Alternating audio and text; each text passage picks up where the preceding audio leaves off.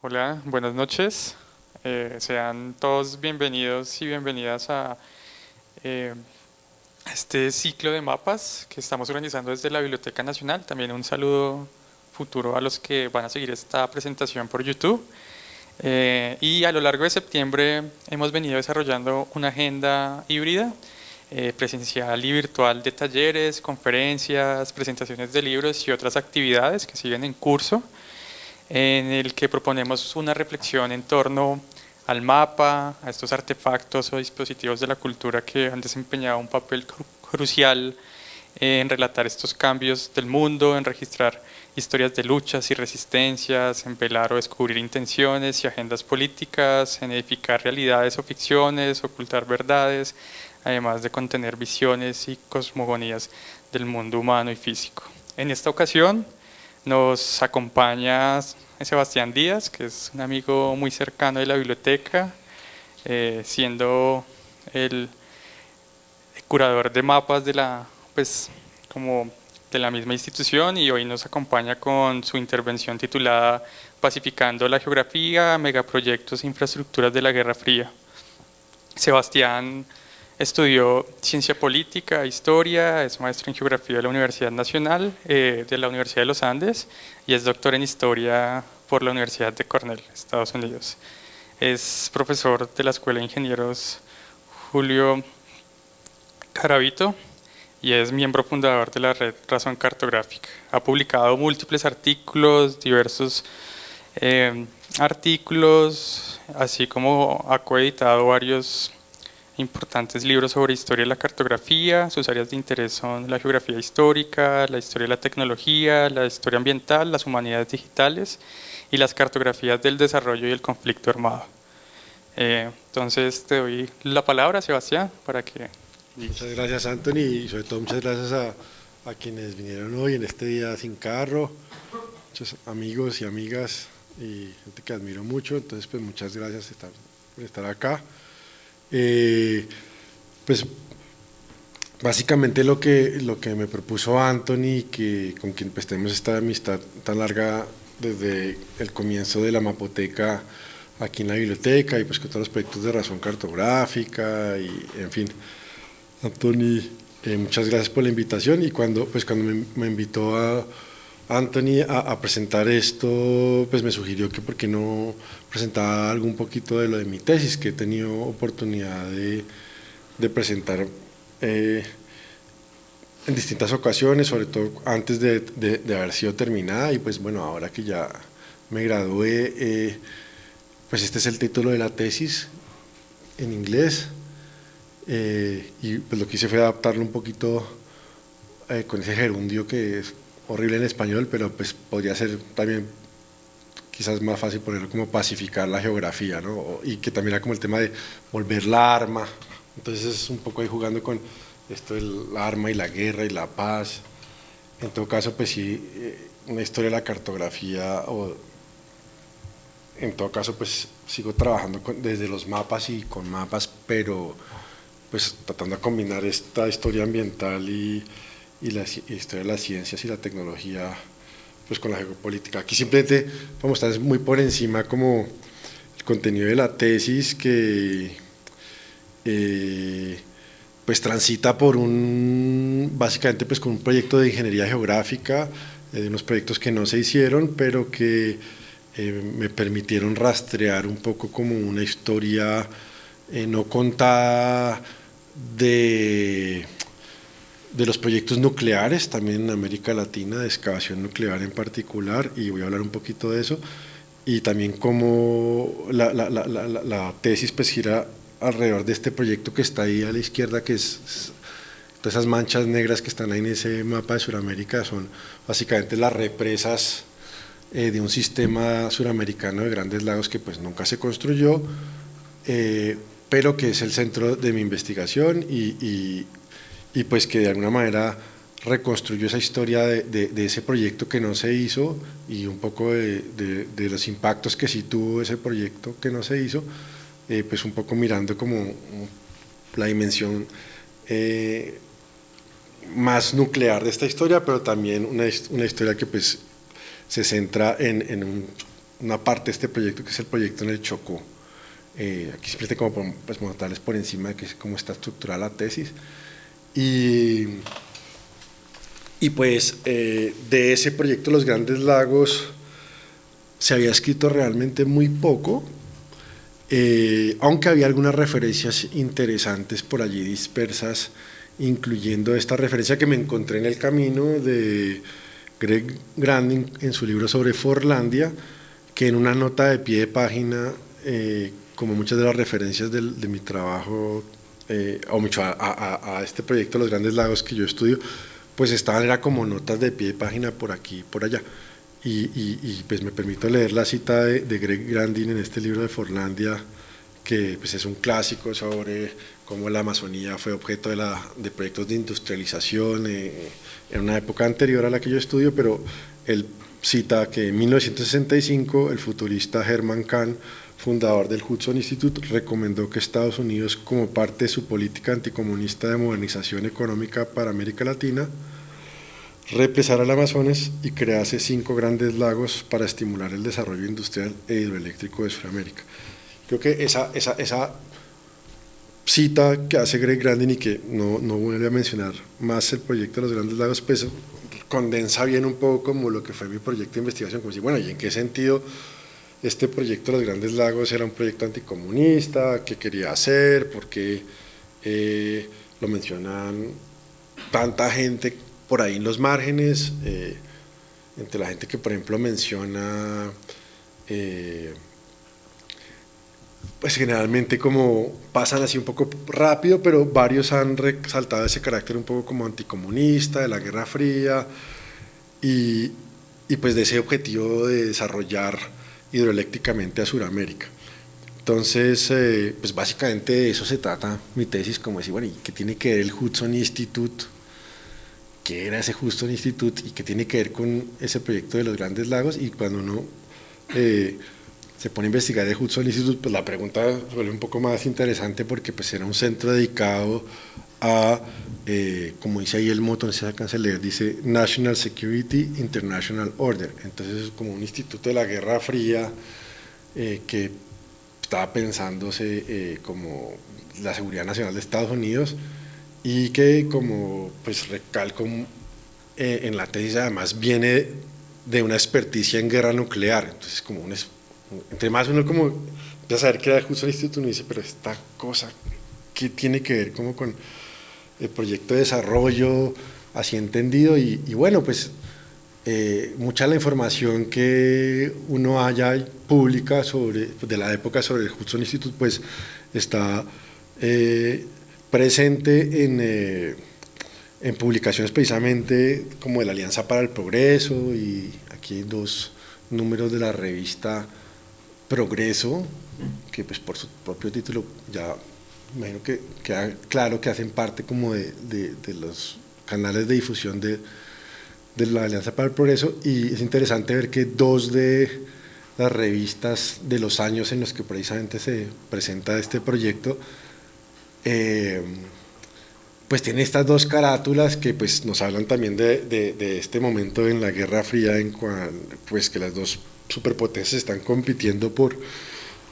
llegar primero a la Luna, y pues es el viaje espacial como el tema principal y la revolución como epistemológica y cultural que genera ver esta Blue Marble, como le llaman los gringos, esta mar azul, si usamos el técnico de las canicas. Y pues es precisamente esta idea de poder ya por fin ver el territorio desde arriba y poder ver el mundo desde el cielo, desde la luna, todo este tema ya de por fin, digamos, de la geografía, como ya esa ciencia que pues simplemente puede ver el planeta con los ojos ya de Dios y de los astronautas, y pues interesante ver que en este momento de hiperrealismo, ya igual ya vemos hoy que esa foto de la izquierda pues no es una foto, en realidad es un montaje, como, sí, pero pues la estética de la realidad y de ya por fin ver como el mundo tal y como es desde el espacio, pues es como esa estética y esa ética que está ahí alrededor de la idea del desarrollo, ¿no? Y pues también la de energía nuclear, que es parte de lo que va a mostrar hoy. Entonces, en una de esas revistas, en la de Progreso 64, pues está una de las pocas publicaciones que en español producidas por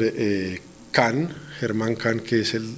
director del Hudson Institute que acabo de mencionar, y Robert Panero, los dos fichas técnicas de este proyecto, que muy interesantemente tienen toda una discusión sobre qué es el desarrollo de la Amazonía y de Sudamérica, y el texto se llama Nuevo enfoque del Amazonas, argumentando que pues el futuro de América Latina, en particular de Sudamérica, está en la Amazonía, y que ya llegó como la hora de hacer cumplir los sueños decimonónicos de integrar el continente. Entonces hay un montón de referencias a Bolívar, a Humboldt, a todos los proyectos de canalización de los ríos amazónicos, y su contacto con el cuenca del Orinoco y de la Plata, y pues como la tecnología ya existe para hacer eso, y están pensando en que pues ya el siglo XX tiene la tecnología necesaria, que es la excavación nuclear, para pues lograr cumplir ese sueño. Y toda una discusión sobre lo que es el uso lateral de la tecnología. Entonces hay toda una discusión sobre cómo se debe adaptar la tecnología del siglo XX y de los siglos anteriores para precisamente cumplir un sueño del siglo XIX que no se ha cumplido. Entonces hay toda una discusión de cómo se debe adoptar y adaptar la tecnología existente, la tecnología esperable y la tecnología como posible para encontrar como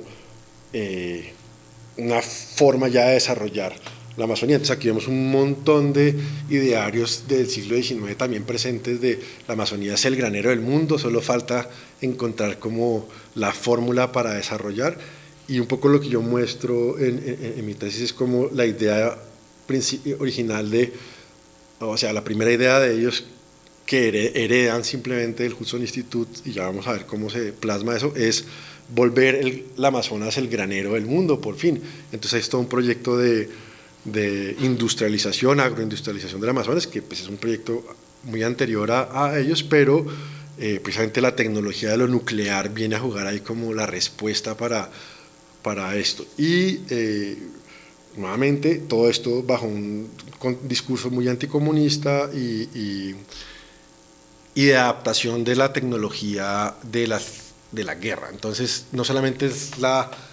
el uso pacífico de la energía nuclear, que como ustedes, no sé si vieron la película Oppenheimer, Teller, que es una de las figuras de esa película, pues esto es un poco esa línea de la bomba de hidrógeno y las excavaciones termonucleares, cómo eso se puede aplicar al desarrollo, pero también es la adaptación de toda la tecnología que existe. Ahí está en inglés el texto, que cuando yo comparé las versiones en español e inglés de ese documento, pues uno encuentra que en la versión en inglés se hace mucho más énfasis en el carácter contrainsurgente de esta aplicación lateral de la tecnología, y básicamente pues ahí se está recalcando que un error básico del uso y de la adaptación de la tecnología para el desarrollo es, por ejemplo, lo que hacen los países subdesarrollados, que es, dicen ellos, comprar jets supersónicos, cuando lo que deberían de hacer, según estos, es adaptar viejos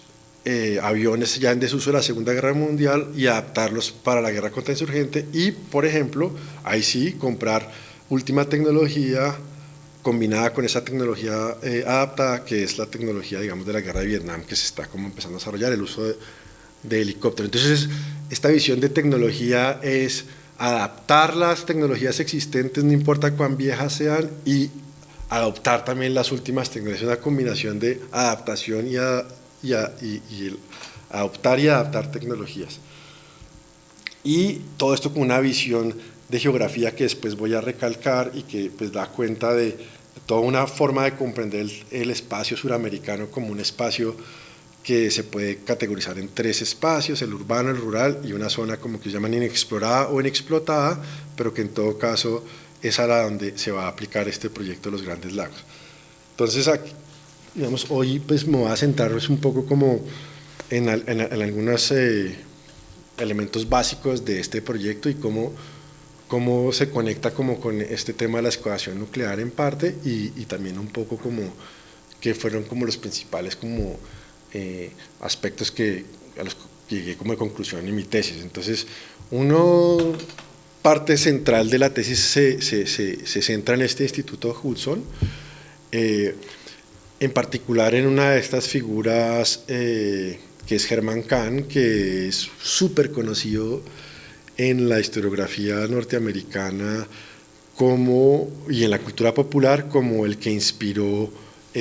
al personaje, uno de los que inspiró el personaje de Doctor Strangelove de Kubrick, que es pues como científico loco que básicamente no le importa hacer la guerra nuclear. Y pues esta caricatura que Kahn se hizo, entre otras, pues digamos, en buena medida se lo merece en el sentido de que él escribió al menos 4 o 5 libros, aquí arriba están puestos 3, básicamente como estudiando cómo ganar una guerra termonuclear. Entonces su papel en la historia ha sido principalmente recordado como este autor que se puso a pensar lo inimaginable, como es el segundo título de su libro, que es básicamente cómo ganar una guerra termonuclear. Entonces sus críticos pues lo acusaron obviamente de ser una especie de Frankenstein de la era nuclear, y sus seguidores o los que lo apoyaban pues recalcaban que simplemente estaba pensando en cómo hacer, porque realmente es eso, lo que él estaba proponiendo es pensar que una guerra nuclear era ganable y que el cuento era principalmente construir la infraestructura para que hubiera sobrevivientes de una guerra nuclear. Entonces se demoró muchos años y se dedicó muchos años a estudiar proyectos de protección de civiles bajo tierra y de alguna manera influyó la política norteamericana por mucho tiempo, hasta que hubo un cambio de orientación política de Estados Unidos y de estrategia, y se pensó que la única forma posible de no perder una guerra nuclear no era tanto poniendo énfasis en los refugios, que era lo que este man pensaba, sino en los misiles antibalísticos que lograban bajarse los misiles enemigos. Y el Hudson Institute durante muchos años estuvo estudiando más bien cómo recuperar la economía y la sociedad después de una guerra nuclear, o sea, no solamente cómo resguardarlas en estos, ¿cómo se llama?, shelters, como sitios de estos refugios, perdón, sino sobre todo se pusieron a investigar qué efectos tendría la radiación sobre animales, fauna, gente, y cómo sería una economía tras una posguerra nuclear. Y lo interesante y lo no estudiado de este personaje, y aquí es donde yo agarro como la antorcha, por decirlo, los que han investigado esto antes, es cómo este conocimiento sobre una posguerra nuclear se va a aplicar al desarrollo. La experticia de una posguerra nuclear fue lo que les permitió a este instituto entrar en el tema del desarrollo. Y esto tiene que ver también por una historia de lo nuclear, tiene que ver con el hecho de que la crisis de Cuba, de los misiles de Cuba, nuevamente en Estados Unidos hizo que el miedo a la bomba priorizara la investigación en cómo atajar los misiles enemigos por sobre cómo sobrevivir la guerra nuclear, aunque sigo estudiando, y este instituto le tocó con ese cambio de prioridades de contratos, básicamente empezó a no tener tantos contratos, encontró una reconversión,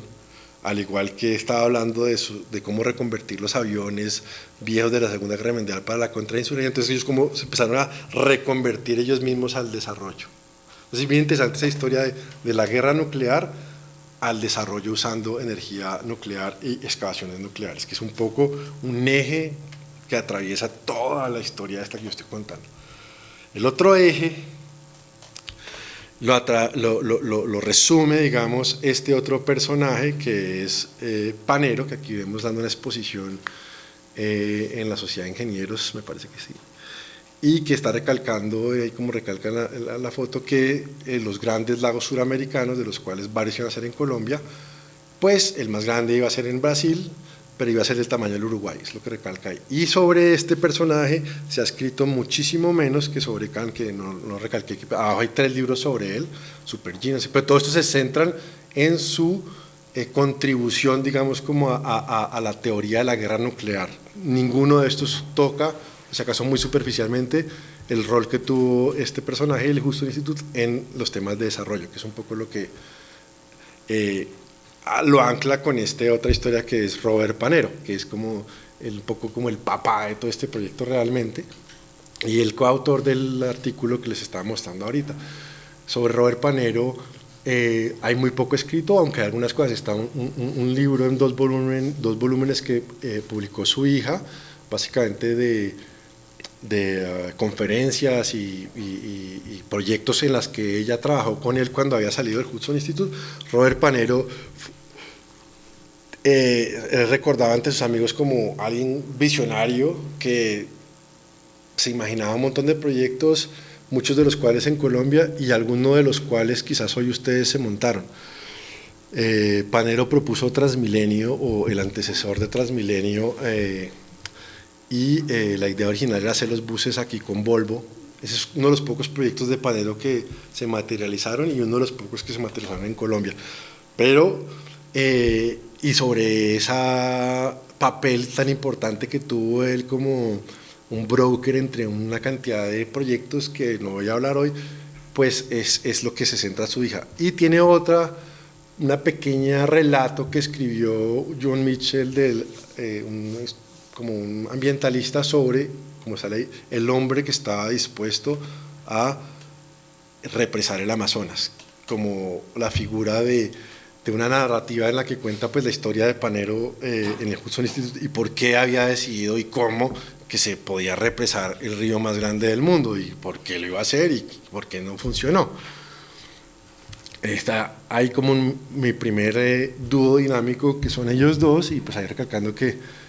Hudson Institute durante toda la década del 60 prácticamente dependía de contratos de defensa, eran contratitos del Departamento de Defensa en Estados Unidos, y como también empezaron un proceso de reconversión como hacia temas de desarrollo, y está un poco metido como a mitad de camino este proyecto entre ese esfuerzo de ampliar su base económica. Y está un tercer personaje que en realidad forma como este trío dinámico, que en realidad son más, pero pues un poco la tesis gira alrededor de esos 3 personajes, aunque no exclusivamente, ahí también menciono otro, que es José Gómez Pinzón. José Gómez Pinzón puede decirse que es el ingeniero más importante en Colombia en la época, o por lo menos es el ingeniero que más contratos tiene con el Estado, que es otra forma de decir lo mismo, y sobre todo es una autoridad no solamente en términos de ingeniería, sino que tiene una experiencia enorme en la noción de implementar infraestructura como una forma de pacificar regiones. Él fue encargado por el presidente Alberto Lleras,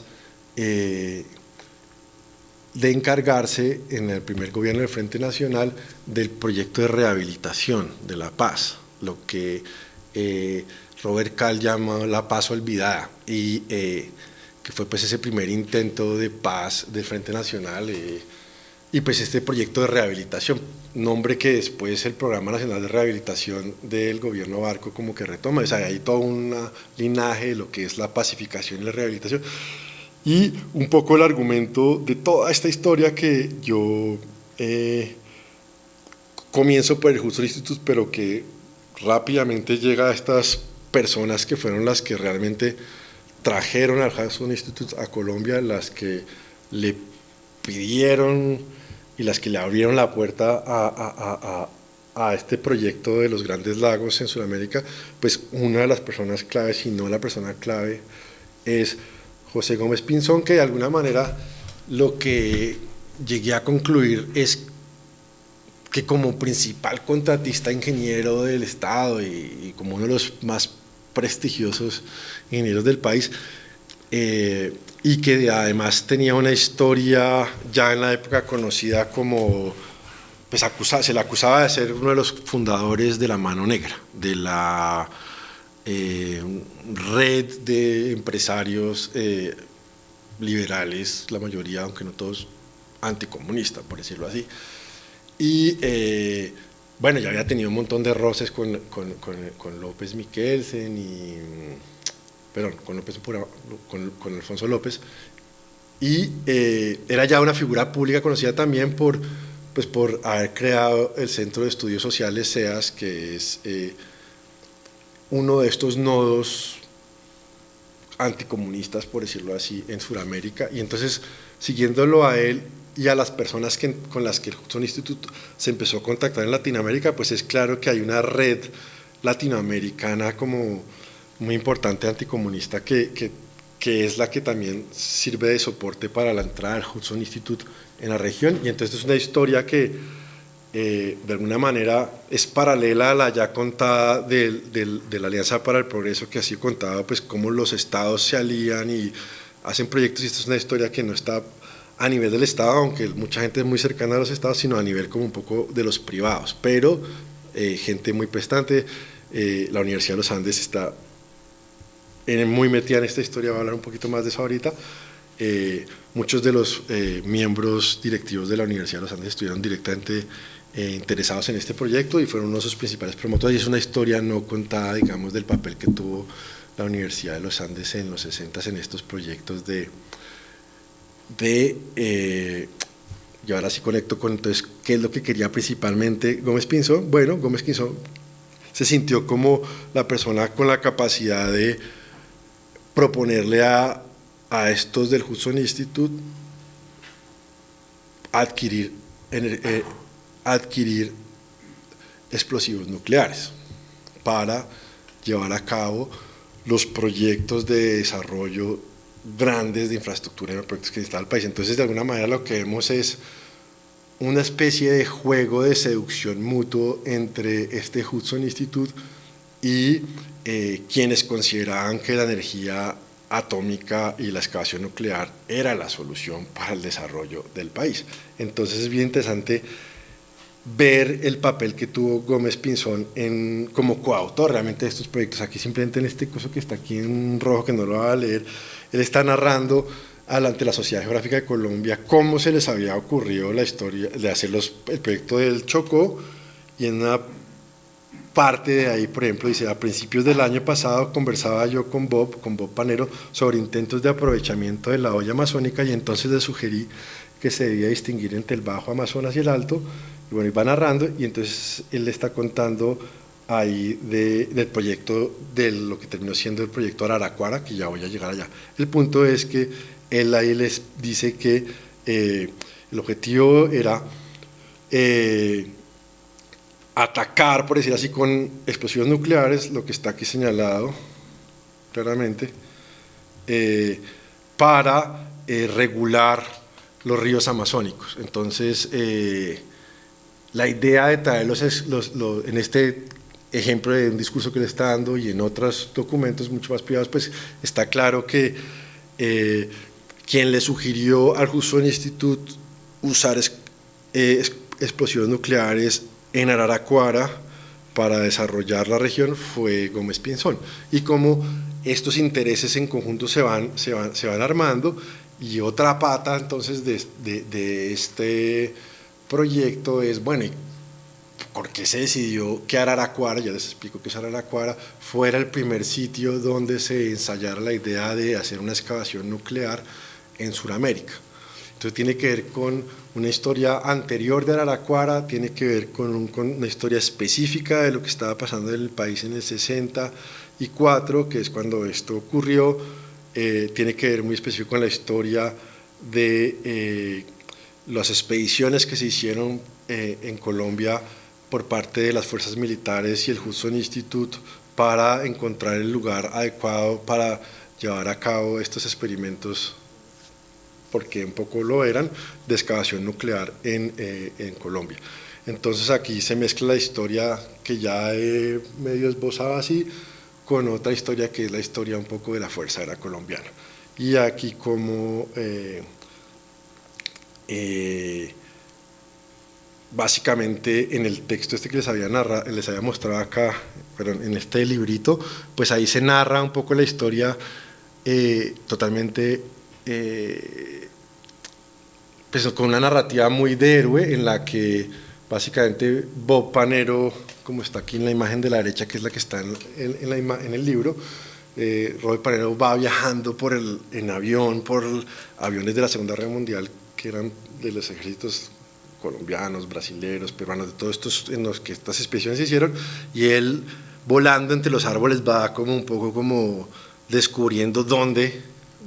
han de hacer la excavación nuclear. Pero en realidad la historia no fue así, la historia en realidad fue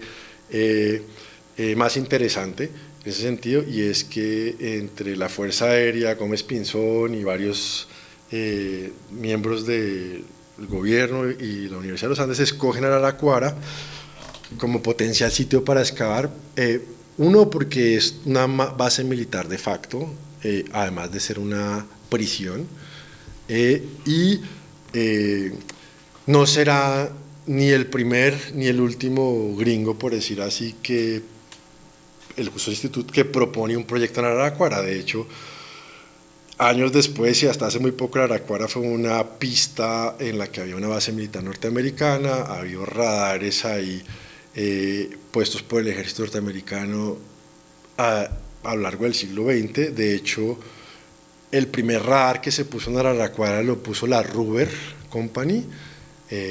una empresa de la Segunda Guerra Mundial norteamericana encargada pues de recolectar el caucho en la región, y pues la pista la construyó la Ruber con los prisioneros de Araraquara. Y entonces en esta historia se mezcla también personajes muy importantes de la Fuerza Aérea Colombiana de los militares, incluyendo Mariano Espina Navia y el general Powell, y esto en un momento en que la Fuerza Aérea Colombiana está haciendo los bombardeos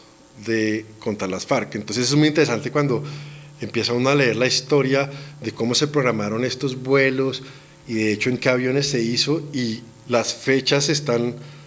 a semanas, en algunos casos a meses, en algunos casos, de los bombardeos a Río Chiquito, a La Uribe, perdón, a Marquetalia,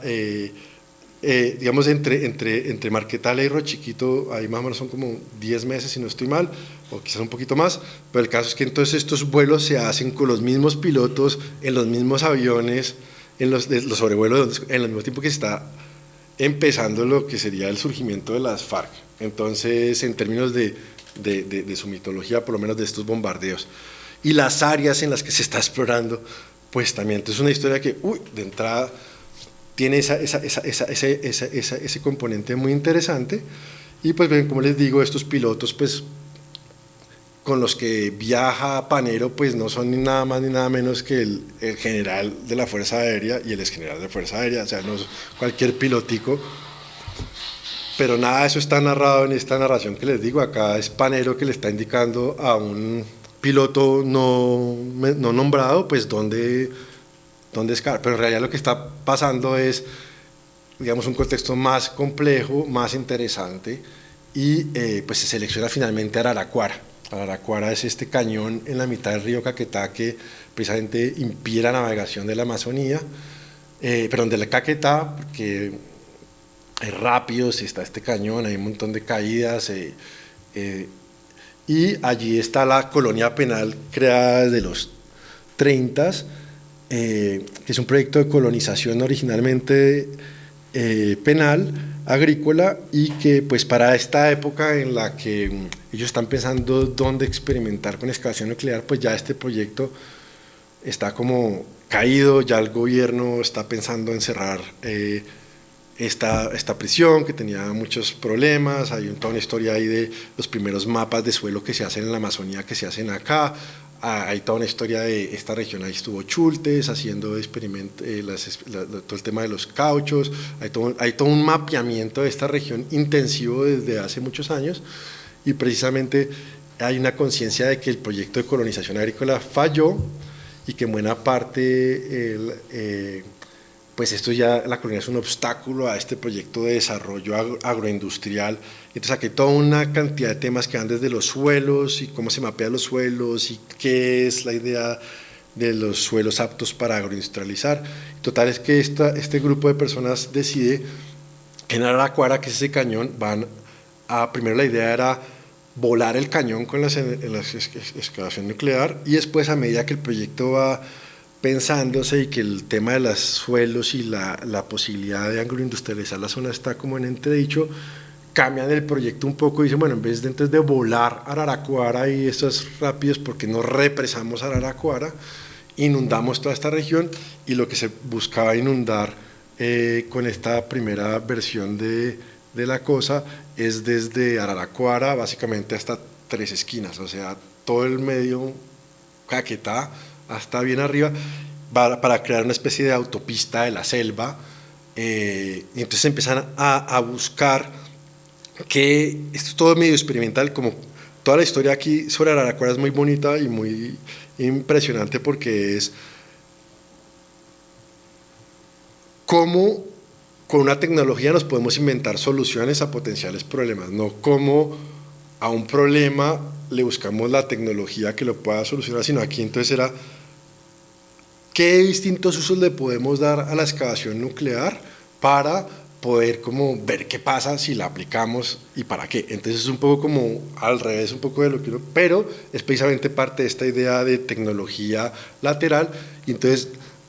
del primer proyecto, que era eliminar los obstáculos de la navegación y desaguar zonas inundables, se llega a la idea de mejor construyamos grandes represas y grandes lagos que van a producir energía. Entonces es una historia muy bonita, en el sentido de la cantidad de ideas sobre el desarrollo y sobre lo que se puede hacer y sobre qué impactos tendría. Y entonces digo que es muy bonita porque paradójicamente los estudios que estos proyectos gatillan en la zona, pues son los que de alguna manera hoy pensaríamos que son los que se opusieron al proyecto. O sea, lo interesante, dicho de otra manera, muchos de los conocimientos etnográficos, botánicos, geológicos de la zona se estimularon con estos proyectos. Entonces es una cosa como esas paradójicas, como conclusiones que uno llega, como la fundación, por ejemplo, Araraquara, que se crea después en la región, y todo el proyecto de la Amazonía, pues no es que sea directa y exclusivamente consecuencia de esto, pero de alguna manera esto, al igual que el proyecto de Chocó que vamos ahorita, gatillaron una cantidad de institucionalidades y de recursos originalmente destinados a ver la viabilidad de este proyecto, que conformaron un poco el pool de conocimientos con los que hoy decimos qué proyecto tan absurdo. Estoy sobresimplificando, pero es una historia bien interesante de cómo se engancha la investigación en esta región, y más particularmente en el Chocó. Entonces lo interesante es que el proyecto del canal del Chocó, que es en el que se centra realmente mi tesis, nace en Araraquara. Y es como una cosa un poco también interesante y paradójica. Y eso tiene que ver con una historia que empieza a ser paralela a esta historia, y es que en estos mismos años, en los 60s, Colombia de alguna manera está en una especie de guayao un poco bizarro, porque hasta el 64 había una gran efervescencia en la prensa resaltando que los Estados Unidos estaban buscando hacer un segundo canal, un canal interoceánico, pero a nivel, sin esclusas, con excavación nuclear. Y entonces ese sí se ha estudiado un poco más, y habían muchas rutas, y unas de ellas eran por Panamá, hasta México, y otras por Colombia. Y resulta que en un momento ese proyecto como que se desajusta. Colombia había estado jugando un poco a apostarle a cumplir a los gringos, como seducirlos, por decir así, para que el proyecto se hiciera en Colombia, y también se estaba buscando que Francia, que también tenía excavación nuclear potencialmente, fuera como el socio alternativo. Y un momento que, aquí no me puedo meter demasiados detalles para no contarles toda la tesis, pues, pero hay un momento que Colombia no tiene ni el proyecto norteamericano ni el proyecto francés. Y el proyecto francés se esperaba que Charles de Gaulle, cuando estuvo aquí en Colombia, lo anunciara que ya estaba listo, y bueno, hay un montón de roces diplomáticos también, es otra historia. El asunto es que Colombia en momentos no tiene proyecto de canal. Y hay comités pro canal a trato, hay un montón de efervescencia en el país por intentar construir un canal, y este proyecto del Hudson Institute en Araraquara se transforma en el proyecto sustituto del canal francés y el canal norteamericano, y se vuelve el canal colombiano. Entonces es muy interesante porque esta idea de usar excavación nuclear para represar el Araraquara se vuelve la base del proyecto de represemos el San Juan y represemos el Atrato, conectemos esos dos grandes lagos, aprovechemos que por ahí va a pasar la carretera panamericana y juntamos el proyecto. Y esto pues llegó a los Atlas de Colombia, que simplemente quiero resaltar, aprovechando pues el pequeño artículo que publiqué en el libro de Entre Líneas, que yo llegué a toda esta historia por ese mapa, por el mapa de Colombia y comunicaciones, ¿cómo es que dice? Geografía de las comunicaciones, que es aparte un mapa muy inocuo, que como que no tiene nada, pero que tiene aquí en la región del Chocó el trazo de los canales, las distintas rutas del canal atómico, aunque no explican qué es el canal atómico, y tiene también este inserto arriba que habla del proyecto de los Grandes Lagos, y se pone como nuevo proyecto de canal interoceánico. Entonces yo cuando vi este atlas hace unos 15 años y vi este mapa y dije, yo nunca iba a hablar de este proyecto, y entonces le preguntaba a todo el mundo que le preguntaba, me daba referencias quizás del canal atómico, pero de este no. Yo dije, pero ¿cómo puede estar este mapa en el Atlas? ¿Y qué pensaría la gente en el Chocó? ¿Qué pensaría la gente en Bogotá? ¿Qué pensaría la gente en Medellín? Y me preguntaba, ¿esto tiene que ver con el conflicto armado? ¿Qué pensaban los palmeros si había? ¿Qué pensaban los mineros? ¿Qué pensaban los del banano en Turbo? ¿Qué pensaba la gente que estaba en ese territorio? ¿Y qué impacto puede haber tenido tanto? Entonces esta tesis nació de este mapa, de este Atlas, y de los mapas que lo acompañaban al lado, que generaban como estas geografías de regiones por desarrollar metódicamente, regiones por desarrollar y colonizar, geografías de una jerarquización de la cultura. Es un mapa de Gould muy importante que clasifica el territorio colombiano en estas categorías, y pues si uno mira, pues básicamente esta región de acá pues aparece como una región de quinto y cuarto orden cultural. Claro, ¿cómo definen los órdenes culturales? Eso es otra parte inmensa de la tesis que tiene que contestar relación entre la geografía y la cultura, y los estudios sobre cómo desarrollar la selva y Gould, los estudios de la agricultura tropical, y básicamente esto conecta un montón de cosas. Y pues yo al principio no entendía qué tenía que ver todo esto con estos dos proyectos, cómo están relacionados los canales atómicos con esto, ya les conté por encima. Y bueno, y básicamente pues eso me llevó a estudiar desde el proyecto del canal atómico en Panamá, cómo se hacía la excavación nuclear, qué era, leerme las cartas de todos ellos para proponer este canal. Aquí estoy pasando por encima imágenes de la excavación nuclear, pues como para que se hagan una idea. Todos los modelos, todos los estudios que se hicieron en Panamá, en Colombia principalmente, de dónde iban a ser las zonas de evacuación, las rutas, la radiación, y pues básicamente como eso, cómo se relacionaba con este proyecto. Y pues lo más interesante es la cantidad de personajes claves de la historia nacional que salen. Yo mencioné a Gómez Pinzón, pero Alberto Lleras Camargo fue uno de los principales como sponsors o fomentadores de este proyecto. El presidente Carlos Restrepo lo anunció en la televisión como 3 veces. Mauricio Obregón fue el primer presidente de la Corporación para el Desarrollo del Chocó, que se creó precisamente en esta época para viabilizar este proyecto. La Universidad de los Andes estuvo metida hasta el tuétano directamente pues con Alberto Lleras, pero también Mario Lacerna. En este proyecto estaba involucrado los Rockefeller. Entonces esto como que entre más rasguña uno dice, pero esta vaina es gigantesca y nadie se acuerda. Y eso es lo más interesante también, tiene que ver con la historia de lo nuclear, que que también cambió. Aquí está el edicto de la creación de la Cooperación para el Desarrollo de Chocó, las carreteras que se estudiaron, los poquitos pedazos que se hicieron y las cartillas del proyecto. En fin, hay una historia que también tiene que ver con las empresas de ingeniería colombianas que participaron en este proyecto, Ingetec, Integral, y cómo de este proyecto de alguna manera fueron aprendiendo cosas y cómo ganaron prestigio y terminaron siendo también parte de los proyectos que sí se hicieron de represas como Hidroituango. Entonces es muy interesante, mucho tiempo después, y que por esta misma época se estudiaron. Esto involucra un montón de actores multinacionales, Banco Mundial, porque todo esto iba a ser hecho con recursos de préstamos, universidades, laboratorios hidráulicos, que fue el que hizo este laboratorio hidráulico de Francia, las maquetas, pero también el tema de las rutas, cómo se compaginaba esto con la ruta panamericana en particular allí, y cómo es impresionante ver que en los años 60 toda la prensa, todo el mundo, nadie habla del tapón de Darién como algo cerrado, sino algo como que inminentemente se va a abrir ya por la carretera, por los canales,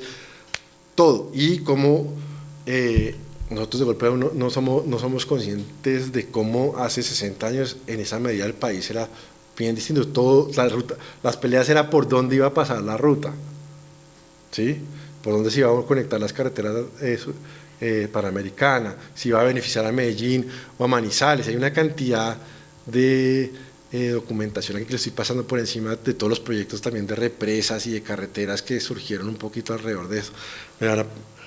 a preguntar usted, bueno, ¿y la gente qué opinaba? Entonces, también es otro universo re grande de las discusiones y las controversias que hubo en la prensa,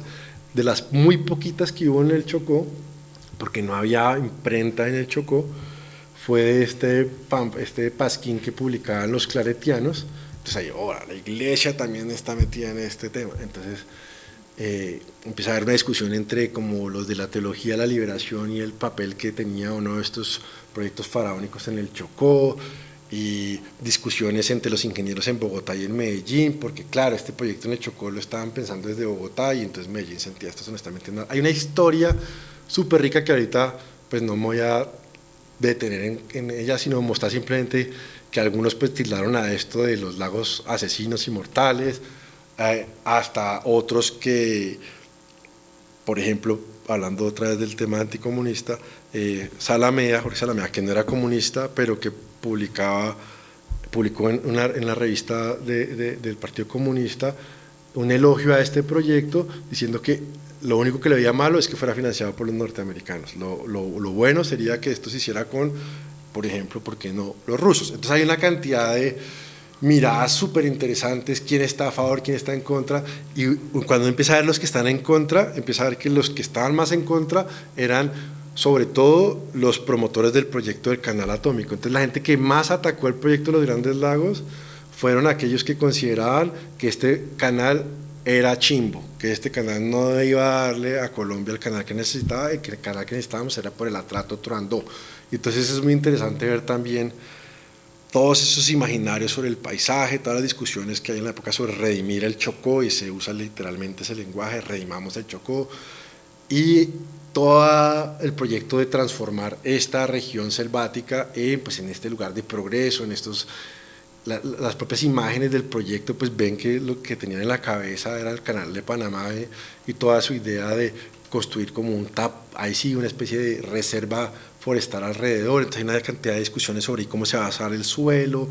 qué va a pasar con los pueblos que están debajo, y yo sitúo eso además dentro de una especie de discusión que es muy como una guerra ambiental contra el comunismo, aunque en el Chocó no era una zona de conflicto directamente. Yo demuestro un poco que los que estaban trabajando en esto, incluyendo muchos de los personajes que yo, al estar pensando en el Chocó, estaban pensando esto nos sirve para Vietnam, esto nos sirve para la guerra en Congo. Entonces cuando empieza a ver cómo estos personajes están circulando entre el Chocó, la Amazonía peruana, boliviana, brasilera, el Angola, Vietnam, Tailandia, entonces empiezan a ver, esta historia tiene otro lado inmensísimo, que es el de cómo usar las represas y el agua y la selva y la domesticación de la selva como una estrategia anticomunista. Y bueno, hay 20.000 patas del proyecto y el reto para mí fue como tratar a meter todo esto en una sola narrativa e intentar como dar cuenta de, bueno, y estos proyectos que no se hicieron, qué explican del presente y qué explican del pasado y qué explican quizás del futuro. Entonces un poco fue argumentos centrales que aunque no se hicieron, tuvieron impacto en la historia, que es un poco la narrativa en términos general, y tienen impactos institucionales, locales, de conocimiento, y bueno, también tuvo antecedentes, no fue la primera vez que se pensaba hacer unos grandes lagos así. En 1930 George Sorgel, famosísimo por su propuesta de secar el Mediterráneo, también se había propuesto hacer unos grandes lagos en África, y eso es interesante porque el proyecto este que les cuento pues también tenía unas versiones en Angola entonces es muy interesante desde esa perspectiva también como más global. Y bueno, no me quiero alargar mucho más, simplemente recalcar que el contexto en el que se estaba haciendo estas geografías del desarrollo, estas ideas, pues era lo que circulaba en la geografía de la época, ¿no? El continente visto como un lugar lleno de riquezas pero lleno de pobres, y un poco como todo el proyecto de estos ingenieros y economistas y pues desarrolladores era un poco pensar cómo evitar que los comunistas como que ganaran, pero y estas son como simplemente las noticias de la época, aquí me lo voy a saltar. Y también había toda una geografía popular que circulaba tanto en la geografía norteamericana como en la europea como en la latinoamericana, que realmente hablaba de la geografía como un obstáculo al desarrollo. Y cuando uno encuentra como ya y conecta como todas esas historias de lo que está en el contexto y del proyecto, pues uno empieza a entenderle un poco el sentido de estos que pues realmente querían ajustar, corregir, reparar, como con la energía atómica y la Alianza para el Progreso y todo esto como a Sudamérica. Y bueno, eso es básicamente como la historia que cuento en mi tesis, y pues no sé si aquí ya, estos son como, aquí ya termino. Bueno, pues no sé, preguntas, comentarios, bienvenidos. Gracias.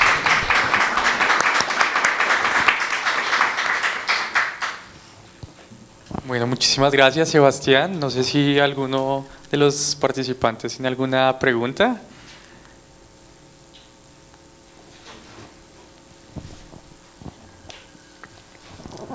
Buenas noches. A mí me gustaría saber, digamos, todos estos proyectos contemplaban también ese impacto medioambiental que hoy en día conocemos, que digamos, a raíz como de la detonación de explosivos nucleares y de la utilización de medios de ingeniería atómicos,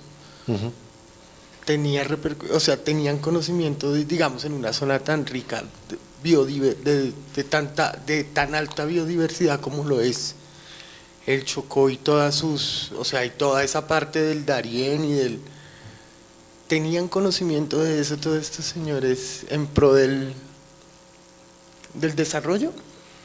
Pues la respuesta simple es en alguna medida no, pero en alguna medida sí, porque lo que consideraban que no sabían, lo querían también estudiar. Y entonces es algo muy loco de esta época, que es que lo que estaba tratando de decir, golpe no lo expresé suficientemente, pero son los mismos, de alguna manera, los que están investigando la riqueza, no todos, pero unos de los que están investigando las riquezas biológicas y humanas por ejemplo, el Darién, por lo menos desde la perspectiva como de la ciencia global y en alguna medida las universidades que están conectadas, pues son los mismos, que es lo loco. Para nosotros hoy es inconcebible de golpe que los que están estudiando cómo es una excavación nuclear sean los mismos que estén estudiando qué efectos tiene la radiación sobre el ambiente y cómo podría afectarse las especies. Pero lo interesante es que en esta época,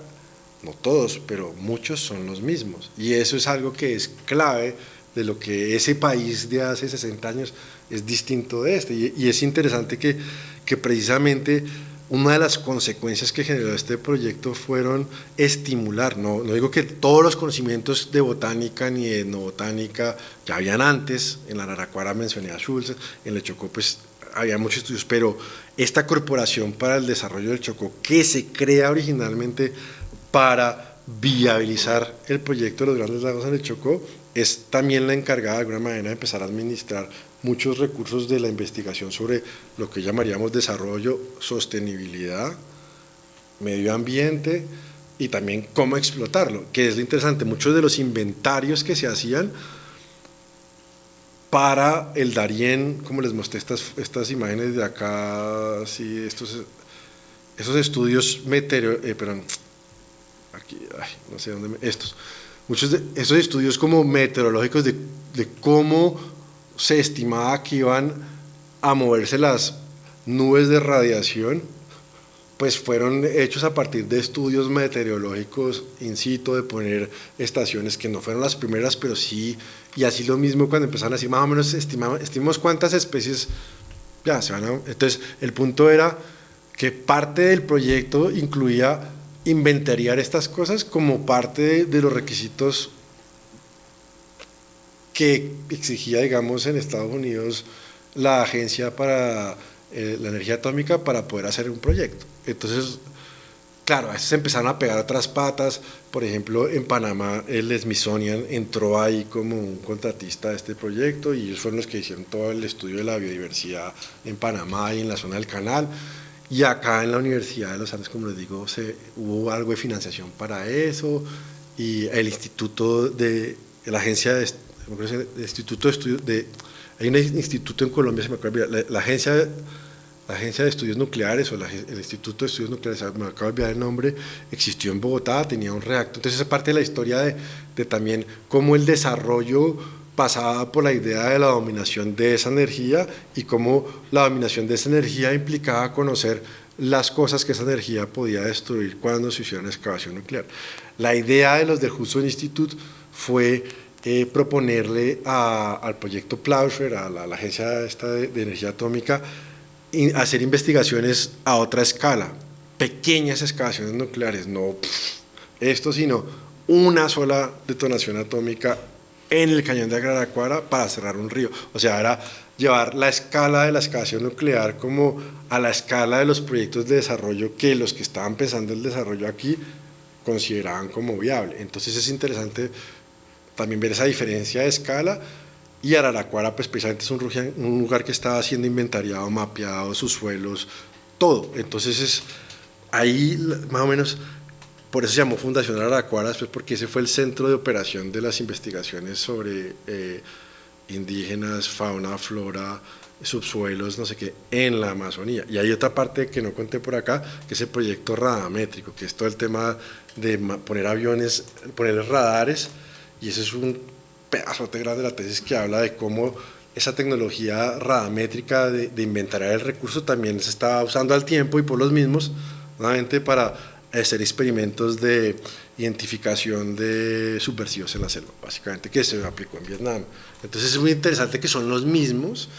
no todos, pero hay ese grupo de gente que está haciendo investigación de los efectos nucleares en las plantas tropicales y al mismo tiempo está pensando en los efectos o la aplicabilidad de estas tecnologías para identificar insurgentes en la selva, ¿sí? Y son los mismos. Y la experticia de los colombianos allí, súper importante. Uno ve que estos personajes como Gómez Pinzón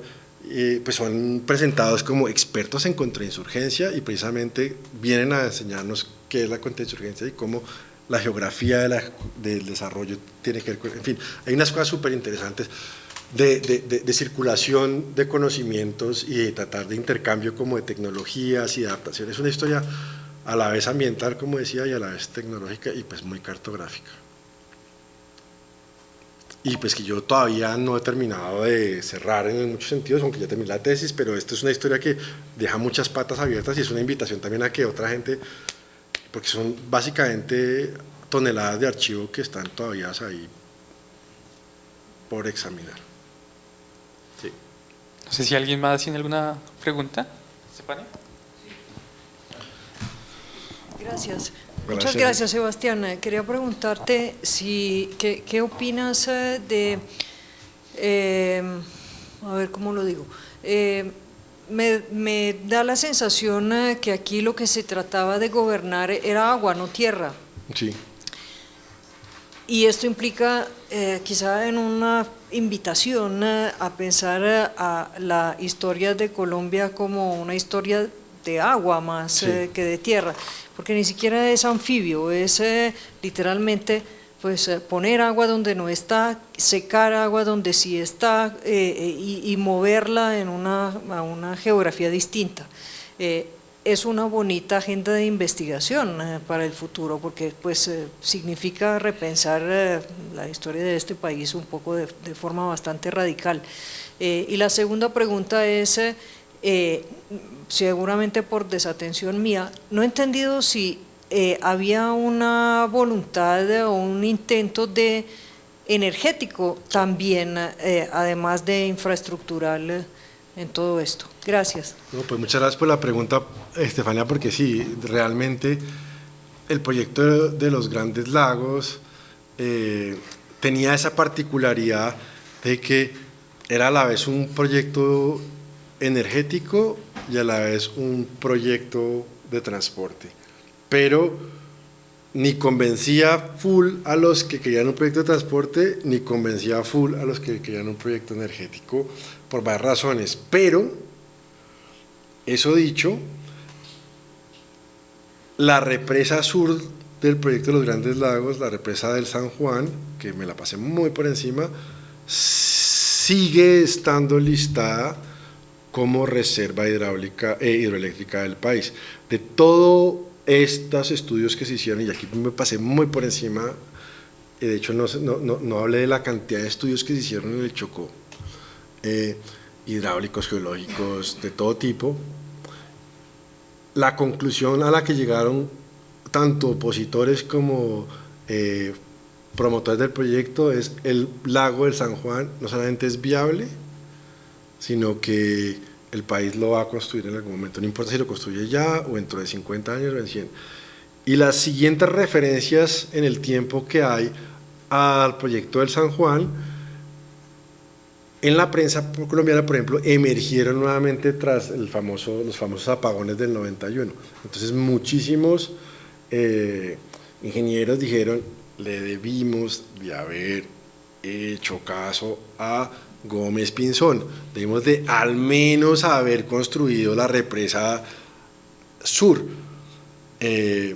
porque esa represa pues está conectada con Buenaventura, con Cali, no sé qué, y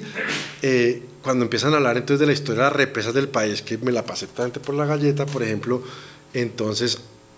con plata del Banco Mundial sí se hizo antes Calima, pero Calima nunca se llenó, o se demoró muchísimo. Entonces hay toda una historia de la crítica de parte del Hudson Institute de Gómez Pinzón, de estos que están involucrando a los proyectos que sí se hicieron y a los proyectos que se descartan. Entonces, no porque, entonces cuando estamos hablando aquí de éxito y fracaso es muy interesante, porque no porque un proyecto se hubiera realizado fuera exitoso en esa medida, hablando, si uno quiere jugar al éxito y al fracaso, y no porque este no se hubiera hecho haya fracasado en alguna medida. Por ejemplo, demostró ante los especialistas por ahí que las represas que se estaban construyendo iban a fracasar porque no se iban a llenar rápido. Y, por ejemplo, muchos de los que hicieron estas sí se habían hecho y quedaron con la conclusión, como les decía en la presa del 91, que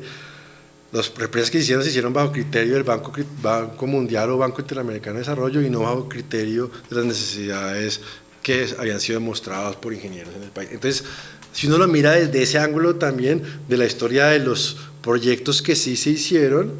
pues uno la puede hacer como si ha hecho una historia como solo de lo que sí se hizo, pero si a esa historia uno la vuelve a escribir, por decir así, mostrando que para que un proyecto sí se hiciera, quizás hubo un montón de otros proyectos que no se hicieron, entonces ahí empiezan a ver por qué sí se hizo uno y por qué no se hizo otro, lo mismo que lo de la carretera. Entonces, cuando uno se mete a esa historia de los ríos represados, pues empieza uno a ver que, nuevamente, muchas de las empresas que terminaron construyendo otras represas participaron en este proyecto, que muchos de los debates que había entre las distintas sociedades de ingeniería en el país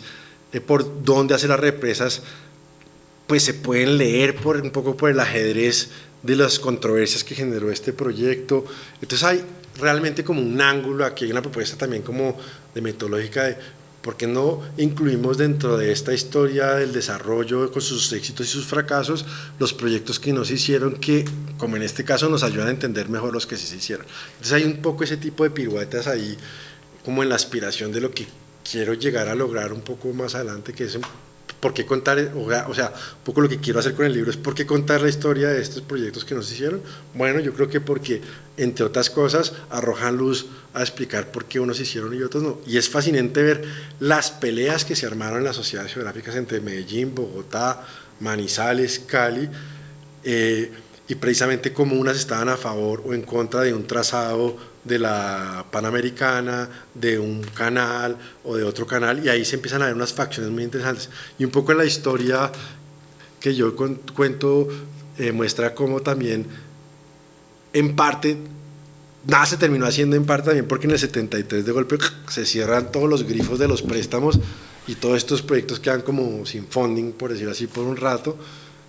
Pero sin embargo hay unos que sí entran como a la cola de los proyectos más chiquitos. Entonces hay toda una historia de la escala, un poco de megalomanía también, de utopía, de mucha distopía también, pero creo que realmente, como les digo, si mi libro se publica, espero que sí, pues que sea más una invitación como a reconectar muchos de estos temas que yo pues apenas estoy. Y claramente la historia desde el agua, sí, estos pasaban de la idea de que la solución en la Amazonía era quitarle el exceso de agua a inundemos esa vaina, ¿sí? Y cómo pasa de lo uno a la otra y qué paradigmas se están transformando en los 60 sobre la agricultura, sobre los suelos y sobre los ríos. Un poco el argumento de esto será, ¿estos ríos son ríos perezosos? Habitados por pueblos perezosos, hay que industrializar esta cosa y esta es la redención del país. Y así se presenta Carlos Lleras y Restrepo y Alberto Lleras Camargo, por ejemplo, defiende este proyecto como esto es la salvación del país, o sea, esto nos va a redimir de todos estos problemas, va a crear el trabajo que no necesitamos, va a crear la ingeniería que el país... Hay una cantidad de unos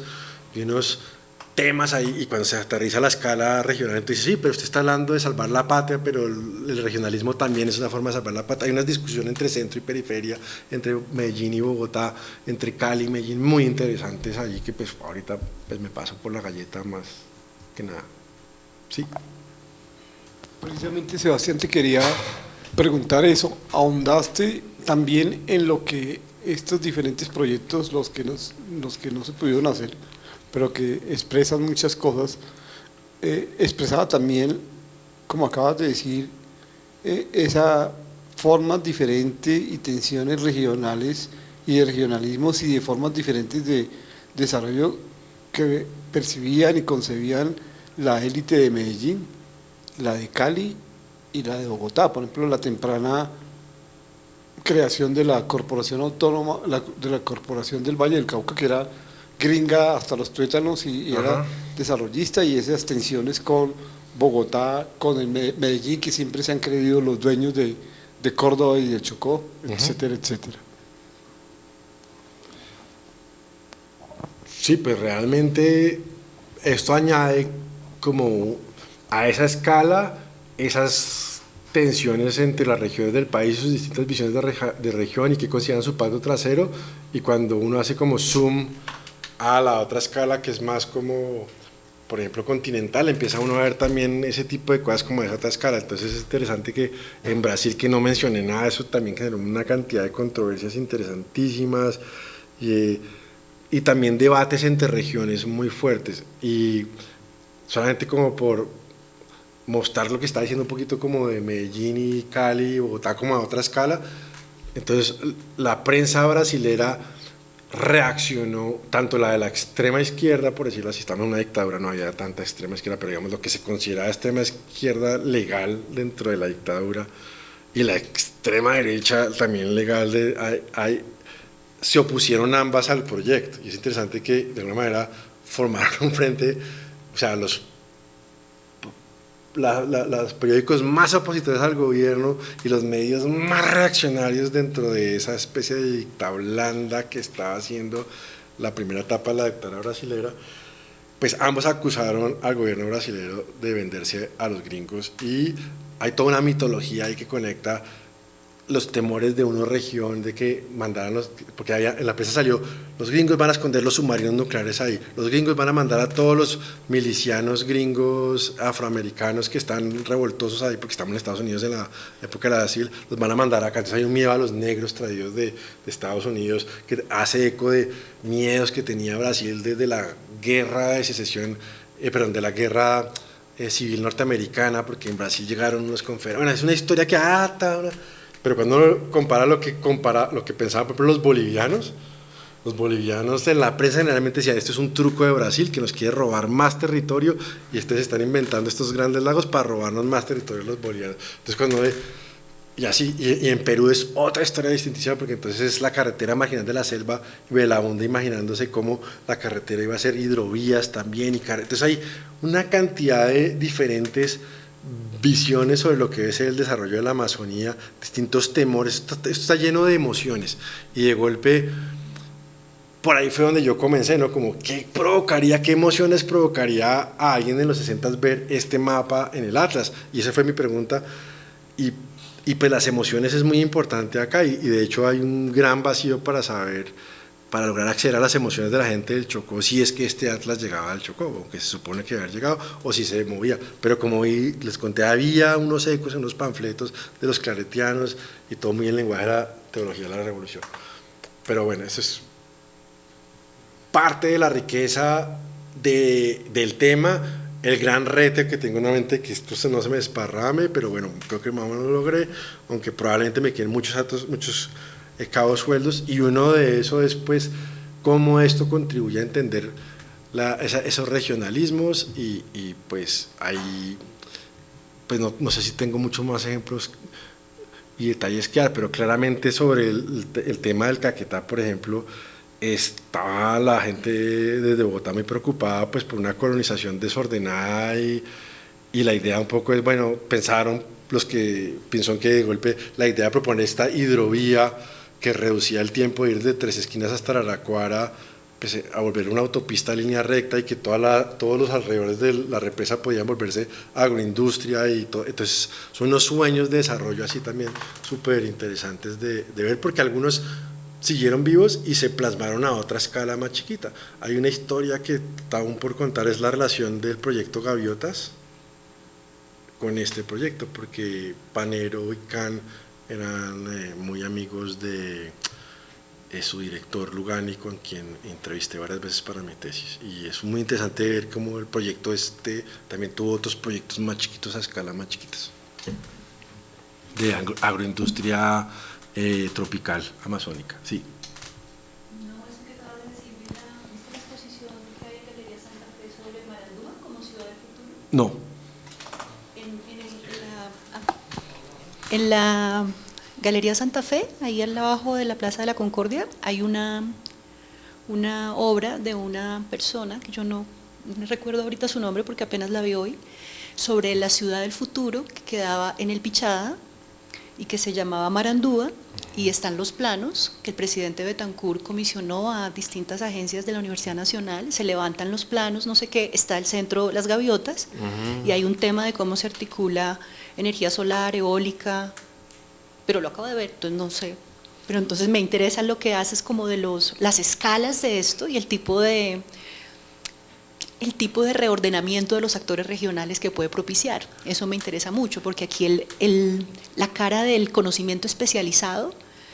puede hacernos ver facetas de la vida política que a veces subestimamos, con las contraposiciones entre centro y periferia, por ejemplo. ¿Sí? Imaginando que en un centro hay un conocimiento técnico, mientras en una periferia solo politizado o solo clientelista. Entonces el juego de escalas creo que nos puede ayudar a afinar con qué categorías pensamos la historia política de los espacios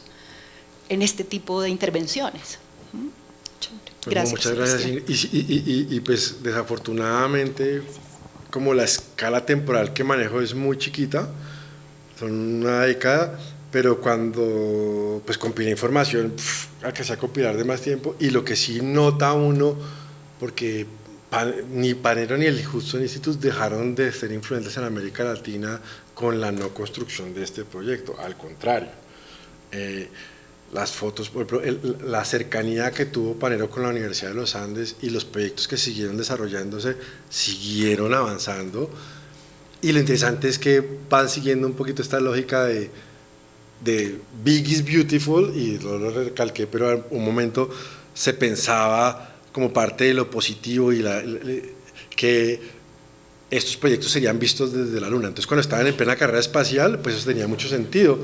Y las noticias en primera página del Tiempo del Espectador del domingo 28 de septiembre o algo así, o sea, esto puede estar equivocado, anunciando el proyecto del presidente, al lado está la noticia de que llegaron los astronautas a Bogotá. Y todas las noticias que uno ve grandes del proyecto de los Grandes Lagos en Colombia, donde los primeros 3-4 años están al lado de noticias espaciales. Eso va a mermarse después del, digamos, del final de la carrera espacial,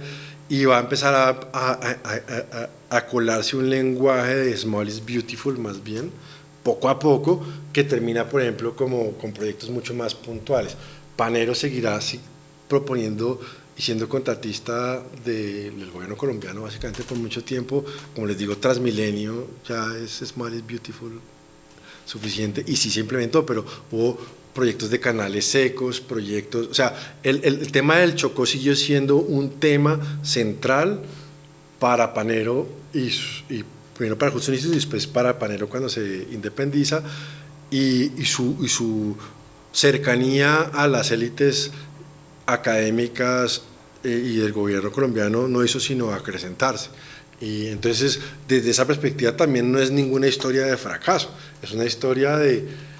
cómo estos especialistas afuera terminan siendo pues contratistas de largo plazo del gobierno colombiano y de los gobiernos de Perú, de Brasil. Pues aquí no lo mencioné, pero en Brasil el impacto del Hudson Institute es aún más grande. Pero bueno, yo dejo ahí como para que también cuando publique el libro tenga algo que contarles sin que no se les haya contado todo acá. Bueno. Pero no, sigo respondiendo preguntas y Anthony dice, por supuesto. Ahí también una ya como para cerrar, que el tiempo también ahí nos apremia, es, bueno, lo que hemos conversado también, vos en algunas ocasiones me dijiste que fuiste a campo a alguno de estos lugares. Sí. Y aquí hablas o iniciaste como conversando que también a todas las personas que les preguntabas en Bogotá, o cierto, como que no sabían nada de todos estos proyectos que tuvieron un impacto amplio, ¿no? Pues como en temas de agricultura, de desarrollo, de hidroeléctricas, pero es cuando ibas a estos lugares, ¿qué pensaban estas personas de estos proyectos? ¿O había algo como en la memoria oral? Muy buena pregunta, gracias Anthony. Pues por un lado, hablando como de la memoria así como grande, institucional en el centro, creo que hubo un momento que ese énfasis que tuvieron como en la excavación nuclear pues dejó de ser sexy y se volvió más bien como una especie de estigma, por decirlo así, y claramente como que eso se empezó a desdibujar. Y no nombré aquí para nada a Roberto Campos en Brasil, pero por ejemplo la autobiografía que él hace no menciona en ninguna parte su relación con el Hudson Institute y menos con las excavaciones nucleares, y él es uno de los políticos, él es considerado como el papá del milagro económico brasileño, o uno de los economistas de estos que favorecieron el milagro brasileño, y fue central en esta historia, y sin embargo en sus memorias no lo menciona. Y yo creo que ni en la memoria que se está haciendo ahorita de Mario Lacerna, ni en la memoria de Lleras Camargo, muy poco se sabe, y ellos han hablado de esto en parte porque muchos de los contactos que tenían con el Hudson Institute eran de carácter reservado y secreto. Entonces hay todo un tema de confidencialidad.